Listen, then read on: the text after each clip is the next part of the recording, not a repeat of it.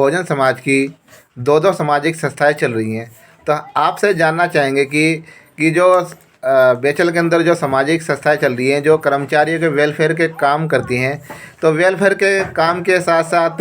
वह अपनी सामाजिक जिम्मेदारियां किस तरह से निभाती हैं, और डॉक्टर अंबेडकर जी का जो अधूरा सपना था प्रबुद्ध भारत बनाने का या बौद्ध धर्म प्रबुद्ध में काम करने का, तो वे दोनों संस्थाएं बौद्ध धर्म के प्रति कितना काम कर रही हैं।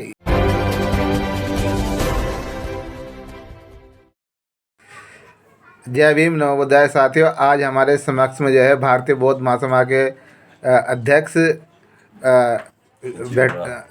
सचिव बैठे हैं, और आज हम उनसे बात करते हैं, कुछ सवाल करते हैं और उनके उत्तर हम जानने की कोशिश करेंगे। साथियों, भारतीय बौद्ध महासभा जो है बोधिसत्व डॉक्टर बाबा साहब भीमराव अम्बेडकर जी द्वारा संगठित संस्था बनाई गई थी, जिसके माध्यम से पूरे भारत के अंदर बौद्ध धर्म का प्रचार प्रसार और मूल निवासियों को मूल रूप से बौद्ध संस्कृति से जोड़ने का था, ताकि वह अपना आत्मसम्मान प्राप्त कर सकें। तो आज हम श्रद्धेय ऋषिपाल बौद्ध जी से जानना चाहेंगे कि भारतीय बौद्ध महासभा इस प्रयास को कितना सफल बनाने में अपना काम कर रही है। सर जी, मेरा ये कहना है कि भारतीय बौद्ध महासभा अपने मूल निवासियों को ज़्यादातर अपने धर्म की ओर ले जाने का कार्य कर रही है। धर्म का मतलब धर्म से नहीं होता, जो बुद्ध जी का जो है भारतीय बौद्ध महासभा, लोग उसको धर्म कहते हैं, वो एक धर्म है। उनका धर्म किसी आधार प्रकृति और विज्ञान पर आधारित है। उसी ओर अपने मूल निवासियों की तरफ अपना ध्यान खींच रहे, क्योंकि इसमें जैसे बहुत से लोग ऐसी व्यक्तियाँ करते हैं या धर्म परिवर्तन करते हैं ज़बरदस्ती, इसमें कोई भी ज़बरदस्ती नहीं। भाई मेरा मन कर रहा है, मैं इस मकान में नहीं रहना चाह रहा, मैं अपनी इच्छा से जा रहा है मकान छोड़ के, तो इसमें किसी को भी आपत्ति नहीं होनी चाहिए। जैसे कि आप अभी संविधान दिवस के कार्यक्रम में बेचल के अंदर सामुदायिक केंद्र में हुआ, उस कार्यक्रम के सापेक्ष आप कितना संतुष्ट है कि कार्यक्रम कितना सफल होना चाहिए था या नहीं, कितना बेहतर ढंग से और हो सकता था ये? देखो, उस कार्यक्रम के उसमें मैंने जो सामुदायिक केंद्र के कमेटी के सचिव महोदय जी अरुण जी, उनसे निवेदन किया था, मगर भाई अब जब से बीएचएल लगी है, जब से बीएचएल के अंदर किसी ने भी भारतीय संविधान के उसमें 26 नवंबर के उसमें प्रोग्राम नहीं किया, आप कम से कम शुरुआत तो करो, और जिससे आगे कंटिन्यू चलता रहेगा। हाँ, ये है कि जो अभी टीम आई है, ये इसलिए चाहे वो छोटे स्तर पर हुआ, कम से कम शुरुआत हुई, वो बधाई के पात्र, और मैं उनसे ये आशा करूँगा कि भविष्य में इसे बड़ी धूमधाम से कई महीने पहले तैयारी करके मनाना चाहिए, क्योंकि प्रबंधी का जब और कार्यक्रम करा सकते तो इसको क्यों नहीं करा सकते। मेरा तो एक मानना है कि बीएचएल की हर यूनिट में राष्ट्रीय स्तर पर ये प्रोग्राम होने चाहिए, क्योंकि भारतीय संविधान एक संविधान नहीं है, वो एक इतना पवित्र ग्रंथ है जो पूरे विश्व में प्रसिद्ध है। उसमें सभी धर्मों का बाबा साहब ने जिक्र किया, और सभी धर्मों के लिए उत्थान के मतलब उसमें अधिकार दिए है, आगे बढ़ने का अधिकार दिया है, किसी एक धर्म की उसमें चर्चा नहीं की गई। बेचल के अंदर, भेल हरिद्वार के अंदर हमारे मतलब जो बहुजन समाज की दो दो सामाजिक संस्थाएं चल रही हैं, तो आपसे जानना चाहेंगे कि जो बेचल के अंदर जो सामाजिक संस्थाएं चल रही हैं जो कर्मचारियों के वेलफेयर के काम करती हैं, तो वेलफेयर के काम के साथ साथ वह अपनी सामाजिक जिम्मेदारियां किस तरह से निभाती हैं, और डॉक्टर अंबेडकर जी का जो अधूरा सपना था प्रबुद्ध भारत बनाने का या बौद्ध धर्म प्रबुद्ध में काम करने का, तो वे दोनों संस्थाएं बौद्ध धर्म के प्रति कितना काम कर रही हैं, ये आप बताने की कोशिश करें। देखो, इसमें मैं तो हमेशा जब कभी मुझे बोलने का मौका मिलता है, मैं ये कहता हूँ, हमारे ज़्यादातर लोग केवल प्रोग्राम तक सीमित रहते हैं बाबा साहब के या अपने महापुरुषों में, उस चीज़ को अपने घर में इम्प्लीमेंट नहीं करते, और जब तक अपने घर में उन्हें पूरी तरह से इम्प्लीमेंट नहीं करेंगे तो हम बौद्ध धर्म की ओर नहीं बढ़ सकते। इसी का मेन कारण यह है कि भाई जैसे आदमी शमशान घाट में जाता है, ये कहता है भाई ये बुरा, लेकिन वहाँ से निकलते फिर उसकी मानसिकता हुई थी। ऐसे ही हमारे बहुत कर्मचारियों की मानसिकता ऐसी है, केवल जहाँ पर प्रोग्राम होता है वहीं पर बाबा साहेब या अपने महापुरुषों को मानते हैं, उसके बाद वहाँ से निकलते फिर वो पुरानी पद्धति में जो मनवादी सोच है उसकी ओर अग्रसित हो जाते हैं, बिल्कुल भी ध्यान नहीं देते। सर आप बताने की कोशिश कीजिए कि हमारी जो संगठन है दोनों,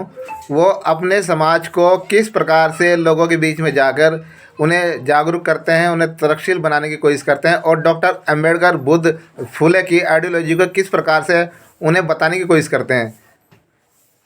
इसमें मुझे तो कहीं लगा नहीं कि हमारे समाज के लोग भाई 4-5 इकट्ठे होकर अपने समाज के हर लोगों के घर कभी हफ्ते में या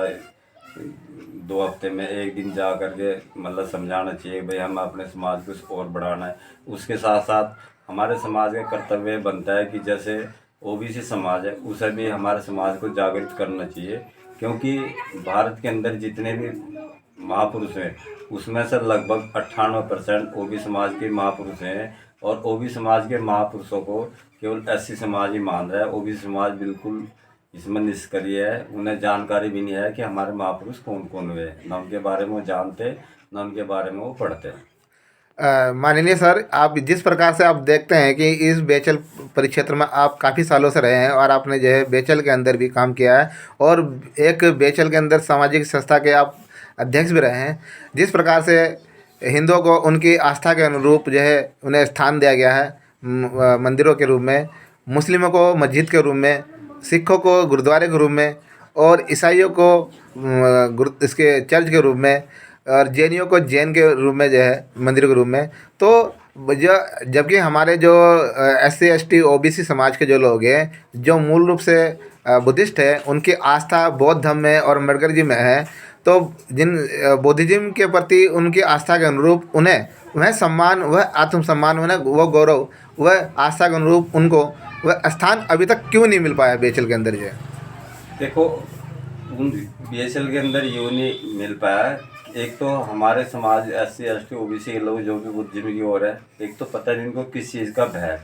मैं चीज़ को कितनी बार मतलब अपने साथियों के साथ शेयर भी किया, उठाया भी, भाई चलो मैं तो रिटायर हो गया, कम से कम आप लोग इतनी संख्या में हमारे समाज के लोग हैं, क्योंकि बीएचएल के अंदर कम से कम 34 पूरी टाउनशिप में लगाकर 34 धार्मिक स्थल बने हैं। बीएचएल की सहमति से केवल 6-7 बने हैं और अन्य अनऑथराइज बने हैं। तो इन्हें डिमांड करनी चाहिए बीएचएल प्रबंधिका से, चाहे यहाँ से या कारपोरेट स्तर पर, कि भाई हमारे बुद्धिज्म धर्म को भी जब ईसाई नाम मात्र के लिए, जैन नाम मात्र के लिए उनके लिए दे रखा, तो उसके लिए भी इन्हें जगह देनी चाहिए, क्योंकि बीएचएल वैसे भी और लोगों को कहीं ना कहीं जगह दे ही रही, कभी किसी रूम में कभी किसी रूम में। तो हमारे बुद्धिज्म के लिए भी इन्हें कहीं स्थान देना चाहिए, जिससे हम वहाँ पर अपने महापुरुषों के पर्वों को मना सकें। जिस प्रकार से मुस्लिम समाज के जो लोग हैं शुक्रवार के दिन मस्जिदों में संगठित होते हैं, और इसी प्रकार से ईसाई लोग भी होते हैं, सिख लोग भी होते हैं, तो हमारा जो SC समाज है, जो या हमारा जिसे हम बहुजन समाज भी कह सकते हैं, SC ST OBC, वह लोग अपने परिवार के साथ या संगठित क्यों नहीं हो पाते सप्ताह में एक दिन? क्या कारण है सर? कारण यही है कि जब हम अपने प्रोग्राम के बारे में अपने घरों में जिक्र ही नहीं करते अपने महिलाओं या बच्चों से, तो उसका पिछड़ने का ये कारण नहीं। तो जब इन चीज़ों के बारे में उन्हें बताएंगे, पढ़ाएंगे अपने महापुरुषों के बारे में, तो एक न एक दिन सब जगह इकट्ठे होकर प्रोग्राम भी, हमें कहते हैं संस्थाएं या जो भी कितने भी अलग रहे, लेकिन कहीं पर भी प्रोग्राम हो वहाँ पर सब सम्मिलित हो गए, सब बड़ी धूमधाम से ना मनाना चाहिए। भाई इनकी कमी यही है कि ये अपने जितने भी और अधिकतर पर्व कर रहे हैं वो मनवादी सोच वाले ही कर रहे हैं। मैं देखता हूँ आजकल इतना समझाने के बाद भी ये शादी ब्याह किसी मंगल कार्य कार्ड वार्ड छपवाते हैं, उन पर फ़ोटो लगाते हैं। मैं जबकि एक बार अपने व्हाट्सएप के माध्यम से लोग इसकी बोला भी हूँ और अपना स्टेटस भी लगा कि आप सिंपल नाम लड़के का छापो, किसी महापुरुष है उसका भी फ़ोटो मत डाल लो। उससे क्या है कि उनका मान होता है, कार्ड कहीं भी फेंक दिया जाता है, शादी का किसी प्रोग्राम का, वो पैरों नीचे कूड़े में, कूड़ेदान में कहीं होता है। तो इस ओर ध्यान देना चाहिए। लेकिन इसमें हमारे अच्छे से अच्छे पढ़े लिखे लोग भी उसमें मतलब इनकी प्रतिमा लगाते हैं। जो एक बहुत गलत और घिनौना कार्य है। आपने देखा हो मोहम्मदन में किसी भी ब्याह शादी के कार्ड में कहीं भी उनका किस तरह का पोस्टर नहीं होता, केवल लड़का लड़की का नाम लिखा होता है। अ, जैसे कि हम देखते हैं कि हमारे समाज के जो लोग हैं वो आज अभी तक भी सबसे ज़्यादा जो है पाखंडवाद करते हैं, अंधविश्वास करते हैं और काल्पनिक ईश्वर त्योहारों को करते हैं। तो इसमें जो जबकि हमारे यहाँ कहीं भी आप देखिए, किसी भी क्षेत्र में चले जाइए, कहीं ना कहीं हमारे महापुरुषों के नाम पर संगठन बने होते हैं, पदाधिकारी होते हैं। वो पदाधिकारी अपने समाज को जागरूक करने में असमर्थ हैं, जिसके कारण वह अंधविश्वास में पड़े हुए हैं, या फिर कहीं ना कहीं वह आज भी ब्राह्मणवादी व्यवस्था को छोड़ नहीं पा रहे हैं। तो आप हमें स्पष्ट करने का कोशिश करिए। इसमें इनका क्या है, इनके अंदर ये भय है, मैं तो खुले शब्दों में कह रहा, इनको ये डर लगता है कि कभी हम ना मान लिया गणेश की या किसी क्या नाम भगवान की या शंकर की या फोटो नहीं लगाई, कभी आसपास के लोग हमें ये गलत दृष्टि से देखने चले, जबकि ऐसा कुछ नहीं है। हमसे ज़्यादा ब्राह्मण लोग हैं, वो संविधान को पढ़ते हैं, वो उसकी आइडियोलॉजी पर चल रहे हैं और तभी वो सफल है। हमारे लोग केवल अंधविश्वास पाखंडवाद में रहकर उलझ जाते हैं, ये संविधान और महापुरुषों की किताबें पढ़ते नहीं। ये कारण है कि इन्हें शुरू से मानसिक गुलामी करने की आदत पड़ी है, ये इस वजह से आगे नहीं बढ़ पाते। जिस प्रकार से आपने देखा होगा कि बेचल के अंदर अभी हमें संयुक्त रूप से संगठित एकता के रूप में हमें एक समुदाय केंद्र के सचिव के रूप में हमें एक जो महामंत्री मिला है, सचिव मिला है। तो उसी प्रकार से हम लोग बेचल परिक्षेत्र के अंदर जो है दोनों सामाजिक संस्थाएं मिलकर अपने संत महापुरुषों के कार्यक्रम को क्यों नहीं एक साथ कर पाते हैं। उसमें देखो यही है कि जब अंग्रेजों की नीति थी कि भाई फूट करो राज करो, ये संस्था तो एक हो जाए, लेकिन हमारे जो लोगों के अंदर कुछ ऐसा स्वार्थ है कि भाई हम मैनेजमेंट से बुरा ना बन जाए और प्रबंधिका से हमें लाभ नहीं लाना। नहीं तो मैं तो चाहता हूँ कि दोनों संस्थाएं मिलकर अच्छा प्रोग्राम करें, यहाँ तक कि हमारे किसी भी प्रोग्राम का विरोध हमारे समाज के लोग करते हैं, अदर कास्ट के लोग बिल्कुल नहीं करते हैं। ठीक है सर, आप हमारे समक्ष प्रस्तुत हुए, आपने हमें अपने उत्तरों से हमें लाभान्वित किया और समाज को भी एक अच्छा जागरूक करने का प्रयास किया।